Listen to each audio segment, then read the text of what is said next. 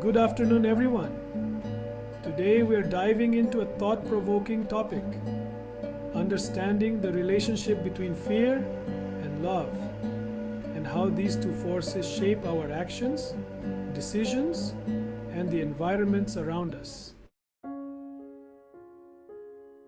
Let's start by looking at a common phrase we hear, fear of God. Often people talk about fear as a motivator, fear of punishment, of failure, or even the fear of hell. But how often do we hear about love for God? Isn't love just as powerful a motivator? Maybe even more so? This difference between fear and love can be thought of as two ends of a spectrum, with gradations in between. Now, think of this spectrum as a dipole, with fear on one side and love on the other.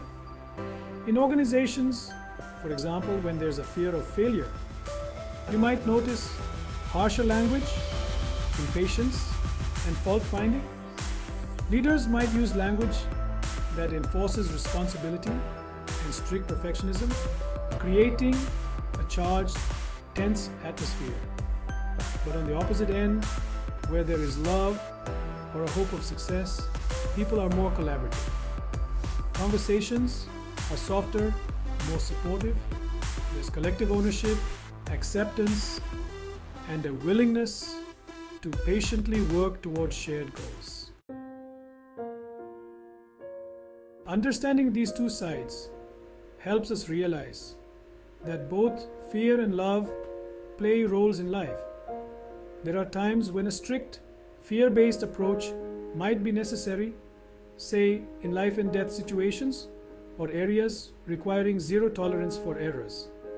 In contrast, a love-based approach is often better for nurturing creativity and growth. So how do we balance between fear and love?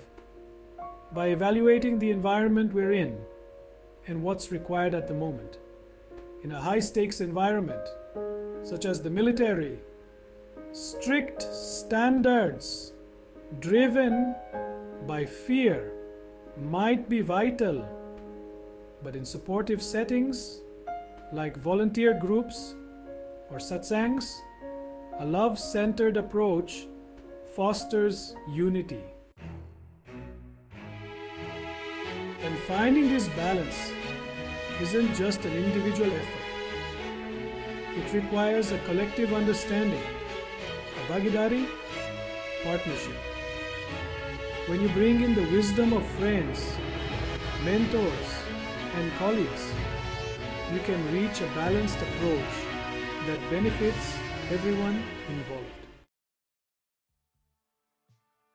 So, the takeaway is this: be mindful of the environment and what it demands. Don't get lost in extremes.